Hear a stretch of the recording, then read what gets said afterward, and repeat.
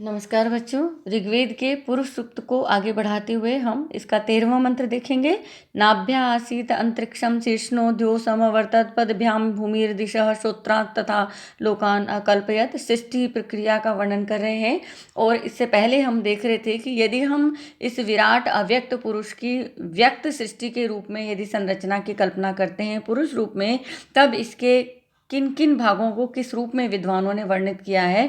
तो वहाँ हम बात कर रहे थे कि इस विराट पुरुष के मुख से ब्राह्मणों की उत्पत्ति हुई है, भुजाओं से क्षत्रियों की उत्पत्ति हुई है, जंघाओं से वैश्य की उत्पत्ति हुई है, पैरों से शूद्र की उत्पत्ति हुई है। तो उसी में जो है वो आगे बात कहते हुए कह रहे हैं कि चंद्रमा मनसो जातः चक्षो सूर्यो अजायत श्रोत्रान वायुश्च प्राणश्च मुखाद अग्निरजायत। तो चंद्रमा मनसः जातः, मन से चंद्रमा उत्पन्न हुए, चक्षुः सूर्यो अजायत और आँखों से सूर्य उत्पन्न हुआ, श्रोत्रान वायुश्च प्राणश्च और कानों से वायु और प्राण उत्पन्न हुए, मुखात अग्निर अजायत मुख से अग्नि उत्पन्न हुई। तो उस विराट पुरुष के मन से चंद्रमा, नेत्रों से सूर्य, कर्ण से वायु एवं प्राण और मुख से अग्नि व्यक्त हुई है। इसकी उत्पत्ति यहाँ से हुई है। इस विराट पुरुष के मन से चंद्रमा की उत्पत्ति हुई है, नेत्रों से सूर्य की उत्पत्ति हुई है, कानों से वायु और प्राण की उत्पत्ति हुई है और मुख से अग्नि की उत्पत्ति हुई है। नाभ्या आसीत अंतरिक्षम शीर्ष्णो द्यो समवर्तत पदभ्याम भूमिर्दिशः श्रोत्रान् तथा लोकान अकल्पयन। तो नाभ्या आसीत अंतरिक्षम, तो इस विराट पुरुष की नाभि से अंतरिक्ष की उत्पत्ति हुई है। शीर्ष्णो, शीर्ष से द्युलोक की उत्पत्ति हुई है और पदभ्याम भूमि, पैरों से भूमि उत्पन्न हुई है और दिशः श्रोत्रान, कानों से दिशाओं की उत्पत्ति हुई है और तथा लोकान अकल्पयत, इस प्रकार से लोकों को निर्मित किया है। तो लोकों का निर्माण किस प्रकार से हुआ है कि नाभि से, अभी हम जो है सृष्टि प्रक्रिया में पशुओं की, पक्षियों की, इनकी उत्पत्ति की बात कर रहे थे, समाज के वर्गों की उत्पत्ति की बात कर रहे थे, लेकिन यहाँ लोकों की उत्पत्ति की बात कर रहे हैं कि नाभ्या आसीद अंतरिक्षम, नाभि से अंतरिक्ष उत्पन्न हुआ, शीर्ष्णो द्यो समवर्तत और सिर से द्युलोक उत्पन्न हुआ, पदभ्याम भूमि, पैरों से भूमि उत्पन्न हुई और दिशः श्रोत्रान, कानों से दिशाएं उत्पन्न हुई। तो नाभि से अंतरिक्ष, सिर से द्युलोक, पैरों से भूमि, यानी कि ये विराट पुरुष का जो सिर है वो द्युलोक में, अंतरिक्ष में नाभि और भूमि पर पैर, इस प्रकार से वो उससे वहाँ उत्पत्ति हुई है और कानों से दिशाओं की उत्पत्ति हुई है। इस तरीके से लोकों का निर्माण किया गया है। तो नाभि से अंतरिक्ष, सिर से द्युलोक, पैरों से भूमि, कानों से दिशाएं, इस प्रकार से लोकों का निर्माण किया गया। इस विराट पुरुष की नाभि से अंतरिक्ष उत्पन्न हुआ, इसके सिर से द्युलोक उत्पन्न हुआ, इसके पैरों से भूमि उत्पन्न हुई और इसके कानों से दिशाएं उत्पन्न हुई। इस प्रकार से लोकों का निर्माण किया गया है। सप्तस्य आसन परिधयः त्रिसप्त समिधः कृतः देवाः यद यज्ञं तन्वाना अबध्नन् पुरुषं पशुं। तो यहाँ ये कह रहे हैं कि सप्त अस्य आसन परिधयः त्रिसप्त समिधः कृतः देवा यद यज्ञं तन्वाना अबध्नन् पुरुषं पशु। तो यहाँ पर जो है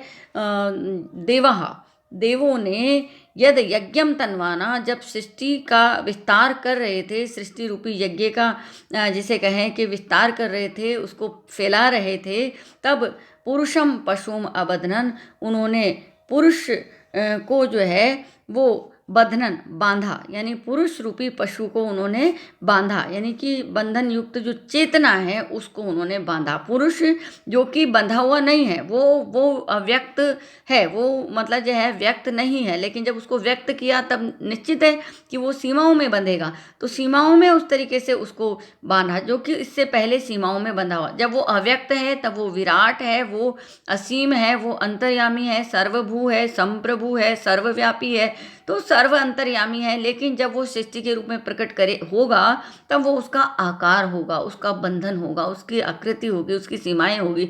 इस बात का यहाँ पर जो है वर्णन कर रहे हैं। कि देवाः यद यज्ञम तन्वानः पुरुषम पशुम अबध्नन, तो उस यज्ञ का विस्तार करते हुए देवताओं ने उस पुरुष पशु को जो है उन्होंने बांधा, यानी कि उसको सीमाओं में आबद्ध किया। इसी बात का यहाँ वर्णन कर रहे हैं। और सप्त अस्य आसीन आसन परिधय, इसकी 7 जो है वो परिधियाँ हैं, विश्व की 7 परिधियाँ हैं और जो है 7 भागों में वितरित किया गया है। और जो है सप्त त्रिसप्त समिधः कृतः, और 7 की जो 3 गुना है वो समिधाएं जो है यहाँ पर की गई है, यानी 21 प्रकार के जो छंद आदि हैं वो समिधाएं कही गई है। तो विश्व की 7 परिधियाँ हैं। तो यहाँ जो है कह रहे हैं कि संपूर्ण जो है, अगर हम परमाणु संरचना के विज्ञान के संदर्भ में बात करते हैं तब भी कहते हैं कि ये 7 भागों में विभाजित किया गया है। परमाणु के चारों ओर घूमने वाले जो इलेक्ट्रॉन्स हैं वो कहते हैं ऐसा कि 7 प्रकोष्ठों में 7 ऑर्बिट्स में घूमते हैं। पृथ्वी के अंदर भी 7 जो है परिधियां हैं, आकाश में भी जो है 7 पर्वत हैं, और आकाश, अंतरिक्ष और पृथ्वी, ये तीनों स्थानों पर या तीनों डायमेंशंस में ये 7 के 3 गुना जो है ये हम इसको कह सकते हैं। और वही इस यज्ञ को संचालन जब होता है तब उसको ऊर्जा प्रदान करते हैं। तो ये जो परम चेतना जो है उस परम चेतना को पिंड रूप में यहाँ आबद्ध किया गया है, यानी कि परम चेतना जो सीमा में नहीं है, लेकिन जब सृष्टि का सृजन हुआ तब जो है उसको सीमा में बांधा गया है।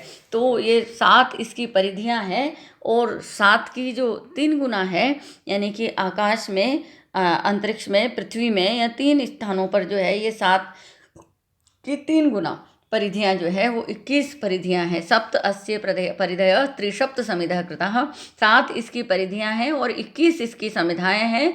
देवा यद यज्ञम तन्वाना अबध्नन पुरुषम पशुम, देवों ने जिस यज्ञ का विस्तार किया उसमें पुरुष को जो है वो बंधन में आबद्ध किया। देवगणों ने जब इस सृष्टि का विस्तार किया, सृष्टि का सृजन किया, सृष्टि को फैलाया, जो अव्यक्त था उसको व्यक्त रूप में जो है निर्मित किया, तब इसकी 7 परिधियां बनाई गई। और ये 7 परिधियां जो है 3 गुना, यानी कि 7 या 21 प्रकार की उसकी समिधाएं हुई। जो ये 21 को जो है वो छंद के रूप में भी कहा जाता है कि गायत्री, अतिजगती, कृति आदि छंद जो है वो जो है 7-7 प्रकार के होते हैं। तो इस प्रकार से 21 प्रकार के छंद जो है वो उसके समिधाएं हुई। या फिर हम कह सकते हैं कि आकाश, अंतरिक्ष और पृथ्वी में ये जो 7 जो परिधियां हैं वो तीनों जगह है, तो वो 7 के 3 गुना जब होंगे तो 21 जो है वो उसके ईंधन है या उसको ऊर्जा देने वाले तत्व हैं। तो ये इसकी ऊर्जाएं हैं। तो 7 परिधियां और 21 इसकी समिधाएं बनाई गई। और देवों ने जब यज्ञ का विस्तार किया तो इस पुरुष रूपी पशु को बांधा, यानी कि जो पुरुष रूपी पशु जो है वो परम पिता परमात्मा जो है उसको उन्होंने जो है यहाँ पर सीमा में बद्ध किया, यानी कि सीमा रूप में उसको सृजित किया। अन्यथा वो असीम है, वो जो है व्यापक है, वो सीमित नहीं है। ये पशु मतलब यहाँ जानवर के रूप में इस अर्थ में नहीं है। पश्यन्ति इति पशु, जो चेतन है उसको उस रूप में पशु शब्द का प्रयोग किया गया है। और यज्ञेन यज्ञम अयजंत देवास्तानि धर्माणि प्रथमानि आसन तेह नाकम महिमान सचंत यत्र पूर्वे साध्या सन्ति देवाः। यज्ञेन यज्ञम अयजंत, देवों ने उस यज्ञ से ही यज्ञ का यजन कार्य किया, यानी पुरुष रूपी यज्ञ से इस विराट पुरुष यज्ञ, सृष्टि रूपी यज्ञ को उन्होंने यजन किया।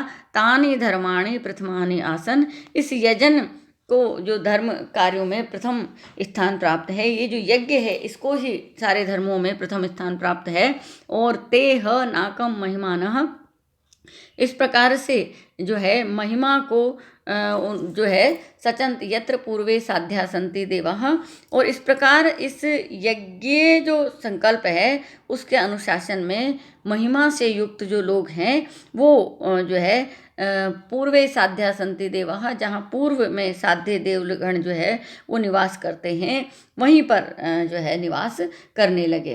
तो तेह नाकम महिमानः सचंत, उस महिमा को प्राप्त करते हुए उन्होंने स्वर्ग लोक को प्राप्त किया, जहाँ पूर्व में ही जो है जो अन्य देवगण जो है वो रहते थे। तो उस यज्ञ प्रक्रिया के द्वारा, उस यज्ञ आदि धर्मों का पालन करते हुए, महिमा को प्राप्त करते हुए उन महिमा संपन्न लोगों ने भी स्वर्ग को प्राप्त प्राप्त किया जहाँ पूर्व में ही देवगण आदि रहते थे। तो उस यज्ञ रूपी पुरुष से सृष्टि रूपी यज्ञ का देवों ने यजन किया, और ये यजन रूपी धर्म ही, ये जो धर्म है यही प्रथम धर्म हुआ। और इसका पालन करने वाले जो महिमा संपन्न जो लोग हैं उन्होंने उसी लोक को प्राप्त किया जहाँ पर पूर्व से ही देवगण आदि रहते हैं। तो इस तरीके से ये सृष्टि प्रक्रिया का पुरुष सूक्त में वर्णन किया गया है। जब यहाँ जिस पुरुष की बात की जा रही है वो विराट पुरुष है, वो अव्यक्त पुरुष है, वो जिसे हम कहें कि वो ऊर्जा है जिससे इस सृष्टि का सृजन हुआ है। जो ऊर्जा जड़ में भी है और वो चेतन में भी है, उस ऊर्जा से ही सृष्टि का निर्माण होता है, उससे ही उसका संचालन होता है, और वही ऊर्जा बार बार जो है वो सृष्टि के निर्माण में कारक होती है। लेकिन वो ऊर्जा जो है अव्यक्त रूप में सदैव अक्षुण्ण रूप में विद्यमान रहती है। जब वो व्यक्त रूप में आती है, जब वो सीमाओं के रूप में आती है, तब वो बनती है। क्योंकि वो नश्वर ये जो तत्व हैं उनसे निर्मित होती है, तो वो जो नश्वर तत्व है यानी कि जो पंचभूत है ये नष्ट हो जाते हैं, और वो जो शाश्वत जो सत्य है ऊर्जा, वो ऊर्जा अपने आप में विद्यमान रहती है। तो अव्यक्त पुरुष जब व्यक्त के रूप में आता है तब ससीम हो जाता है, और ये सृष्टि में, जड़ चेतन जगत में, इस पांच भौतिक सृष्टि में, इस त्रिगुणात्मिका सृष्टि में जो कुछ भी है इस पृथ्वी पर, इस अंतरिक्ष में, इस द्युलोक में, भूत में, भविष्य में, वर्तमान में, पशुओं में, पक्षियों में, मनुष्यों में, प्राणियों में, समस्त लोकों में जो कुछ भी है वो उस परम पुरुष परमात्मा रूपी सर्वशक्तिमान शक्ति का ही एक अंश मात्र है। उसी से वो उत्पन्न होता है और उसी में वो विलीन हो जाता है। इस भाव के साथ ही इस पुरुष सूक्त को हम यहाँ पर विराम देते हैं। अगले जो व्याख्यान होंगे उसमें हम दूसरे ऋग्वेद के दूसरे सूक्तों को देखेंगे। आज के लिए इतना ही, धन्यवाद।